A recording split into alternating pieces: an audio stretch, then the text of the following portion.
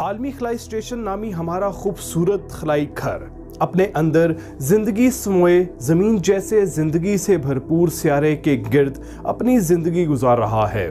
ہم کہہ سکتے ہیں کہ عالمی خلائی اسٹیشن اور چینی خلائی اسٹیشن کو یہ اعزاز حاصل ہے کہ یہ اب تک زمین سے باہر وہ منفرد مقامات ہیں جہاں زندگی موجود ہے، چونکہ کائناتی سمندر میں ہم حجم کے لحاظ سے ایک قطرے جتنے بھی نہیں، لہٰذا کائنات کی بے رحم لہروں سے بچ کر ایک چھوٹی سی کشتی میں رہتے ہوئے کائنات کو جھانکتے رہنا یقیناً انسانیت کا عظیم کارنامہ ہے۔ لیکن کبھی کبھار عظیم کارناموں کے لیے عظیم فنڈنگ بھی درکار ہوتی ہے۔ یہی وجہ ہے کہ انسان اب تک دوبارہ چاند پر نہیں جا سکا، کیونکہ ایسے میگا مشنز کو کامیاب بنانے کے لیے پورے ملک کا بجٹ عموماً داؤ پہ لگ جاتا ہے۔ سن 2010 میں جاری ہونے والی رپورٹ کے مطابق 17 ممالک کی فنڈنگ سے چلنے والے اس عالمی خلائی اسٹیشن پہ اس وقت تقریباً 150 ارب ڈالر خرچ کیا جا چکا تھا، جبکہ اندازہ ہے کہ اب بھی تقریباً 4 ارب ڈالر سالانہ ISS پہ خرچ کیا جا رہا ہے۔ یوں ہم کہہ سکتے ہیں کہ یہ ویڈیو بناتے ہوئے یعنی نومبر 2021 تک اس پر تقریباً 194 ارب ڈالر خرچ کیے جا چکے ہیں۔ چونکہ امریکہ اور روس کا انٹرنیشنل اسپیس اسٹیشن بنانے میں کلیدی کردار ہے، اس خاطر ان دو ممالک کو ہی اس اڑن کھٹولے کے کسی بھی ماڈیول کے متعلق فیصلہ کرنے کا حق حاصل ہے۔ لہٰذا امریکہ کی خواہش ہے کسی طرح اس کو صحیح سالم زمین پر واپس لے آیا جائے اور آنے والی نسلوں کے لیے میوزیم میں سجا کر رکھا جائے۔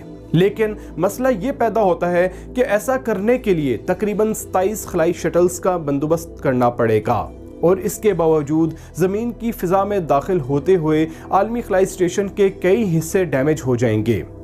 آپ اس کی بحفاظت واپسی پہ ہونے والے خرچے کا اندازہ ایسے لگائیے کہ اگر انٹرنیشنل اسپیس اسٹیشن کو خلا میں بھیجنے کے لیے 1 لاکھ روپے خرچ کیے گئے تھے تو اسے زمین پر واپس لانے کے لیے تقریباً 15 لاکھ روپے خرچ کرنا ہوں گے۔ اس کے باوجود ہمیں کنفرم نہیں ہے کہ اس کے کون سے حصے محفوظ رہ پائیں گے اور کون سے حصے کس حد تک ڈیمیج ہوں گے۔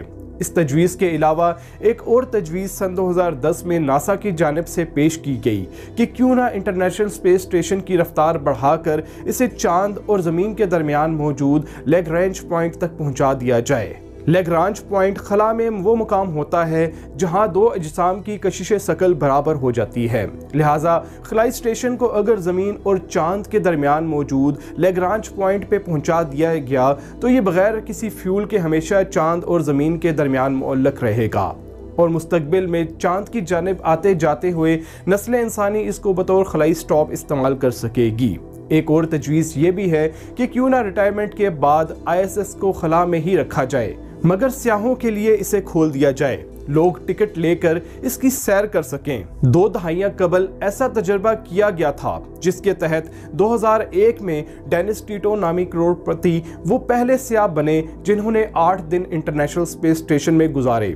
اس وقت انہوں نے ان 8 دنوں کے لیے 2 کروڑ ڈالر ادا کیے تھے۔ آج کی قسط میں ہم عالمی خلائی اسٹیشن کے حوالے سے اس طرح کے دیگر آپشنز پر غور کریں گے اور اس کے متعلق دیگر بہت سے اہم حقائق کو ڈسکس کریں گے۔ آپ دیکھ رہے ہیں حقیقی اڑن کھٹولا اور میں ہوں محمد شاہزیب صدیقی۔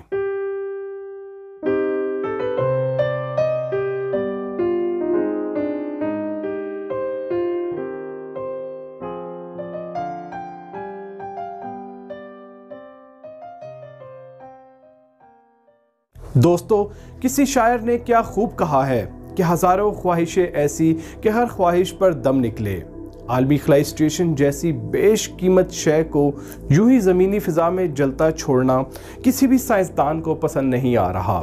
یہی وجہ ہے کہ اس کے اختتام کے حوالے سے بہت سی تجاویز ناسا اور روس کے پاس زیر غور ہیں، جن میں سے کچھ تجاویز کو ہم نے ابھی ڈسکس بھی کیا۔ ایک تجویز اسے خلائی ہوٹل بنانے کی بھی ہے جہاں لوگ بکنگ کروا کر کچھ دن رہ سکیں، اس سے آنے والی آمدنی تمام ممالک میں تقسیم کر دی جائے، یوں خلائی سیاحت نامی ایک نئے دور کا آغاز بھی ہو سکے گا۔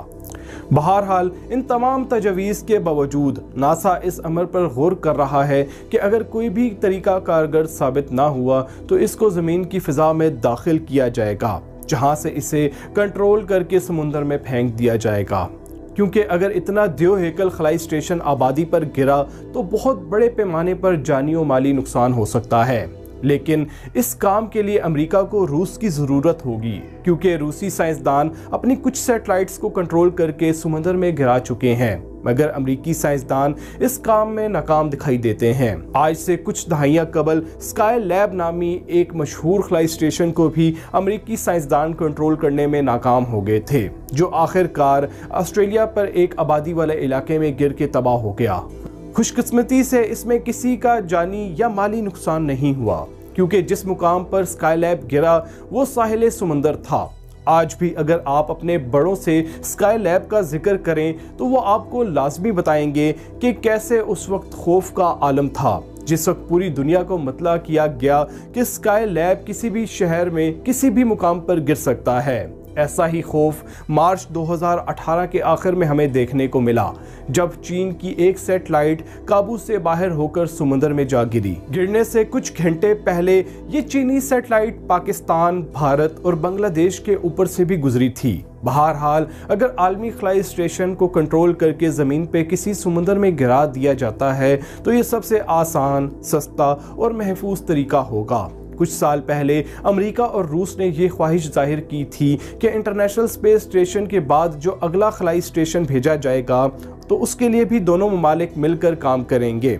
दोनों ममालिक के सियासी ताल्लुकात में गर्मा गर्मी का असर इंटरनेशनल स्पेस स्टेशन पे पड़ता रहता है।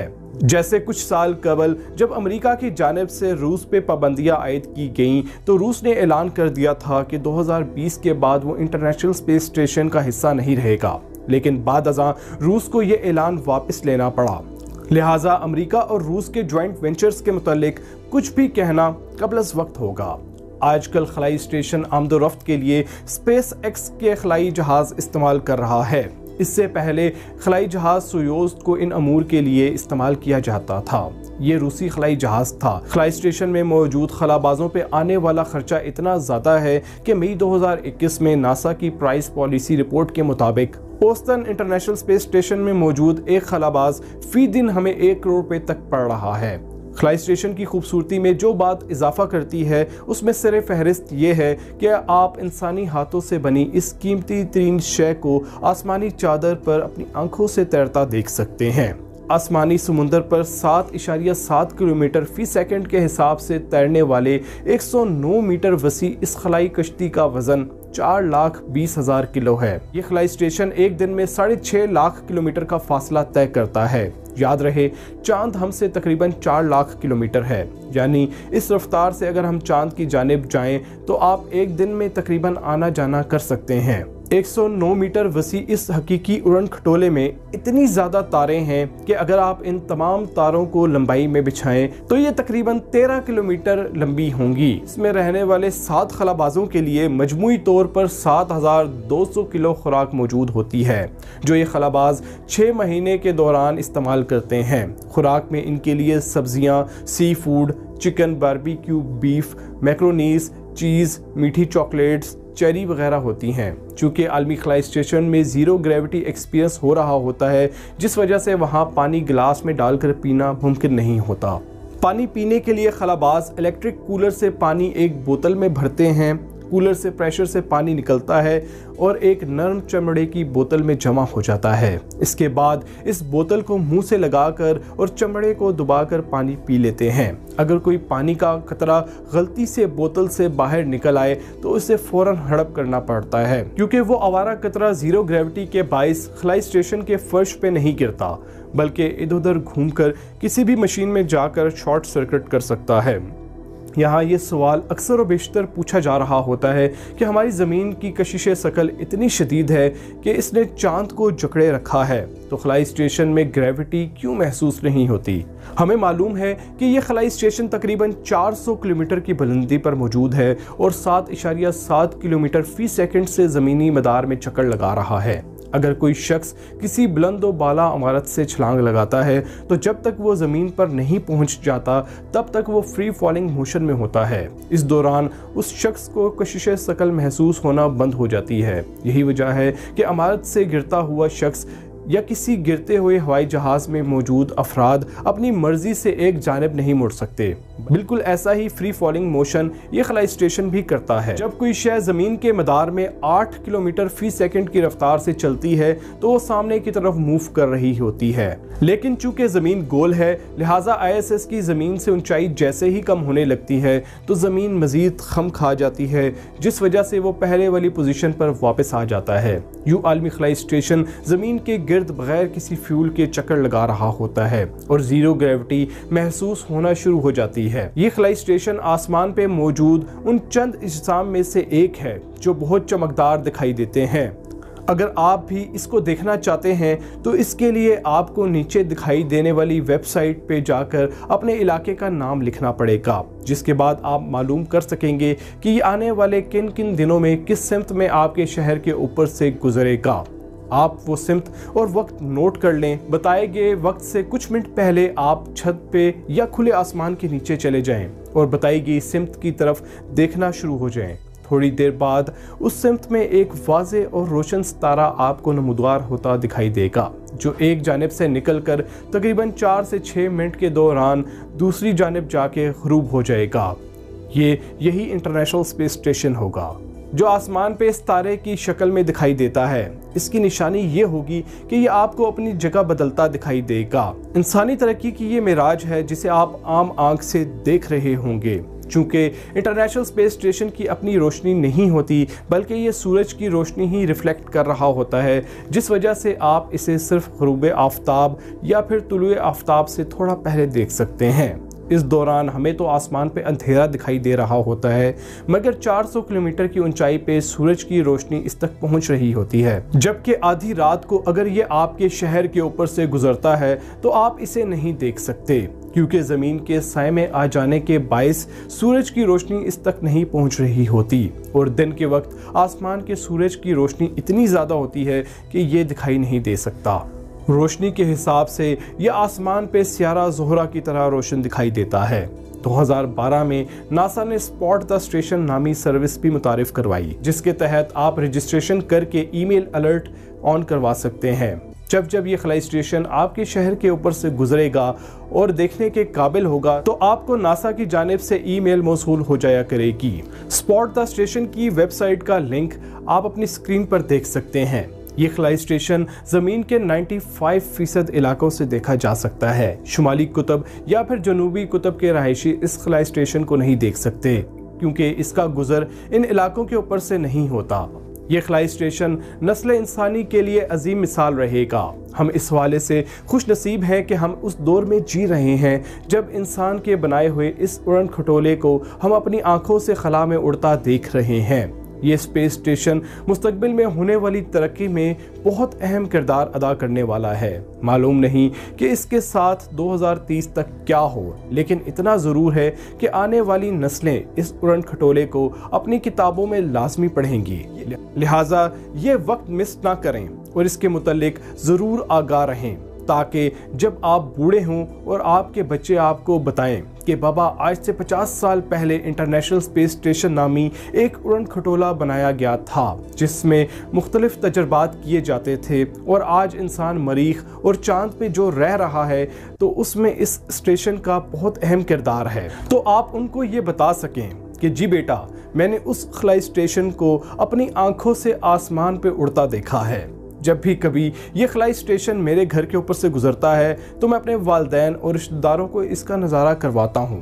बल्कि मैं गुजारिश करूँगा कि अगर हो सके तो जब भी ये खलाई स्टेशन आपके शहर के ऊपर से गुजरे तो आप भी अपने घर वालों, बच्चों और दीगर रिश्तेदारों को ये मंजर दिखाया करें, ताकि सब में आगाही पैदा हो। मुझे महसूस होता है कि चूँकि हम साइंसी तहकीकात में बहुत पीछे हैं, लिहाजा ये खलाई स्टेशन हमारी आने वाली नस्लों के लिए मोटिवेशन पैदा कर सकता है। छोटे बच्चों और यूथ को साइंस की जानिब राग़िब करने के लिए ये बहुत अच्छा और कारआमद टूल हो सकता है। यकीन करें कि साइंस और हमारी कायनात एक जादू है। दूसरों को ये जादू सीखने की तरगीब दें ताकि हम सब ज़िंदगी की इन मुश्किलात से निकल कर नए जहां में दाखिल हो सकें, खुद को नई जहतों से मुतारिफ करवा सकें। जब भी कभी ये आलमी खलाई स्टेशन आपके दर पे आए तो इसे खुश आमदीद कहिए और बच्चों को बताइए कि बेटा ये है वो हकीकी उड़न खटोला जिसके बायस नस्ल इंसानी ज़मानो मका के समुंदर में गोता ज़न होकर इनकलाब बर्पा करने वाली है। इसके साथ ही हम इस सीरीज़ का इख्तिताम करते हैं। उम्मीद करते हैं कि ये सीरीज़ आपको पसंद आई होगी। सीरीज़ पसंद आने की सूरत में कमेंट बॉक्स में हमें अपनी कीमती आरा से लाजमी आगाह कीजिएगा और अपने दोस्तों के साथ शेयर कीजिएगा, और अगर हो सके तो चैनल को भी सब्सक्राइब कीजिएगा। इंशाल्लाह आपसे जल्द एक नई वीडियो में मुलाकात होगी। तब तक अपना और अपने घरवालों का ख्याल रखें। अल्लाह हाफिज़।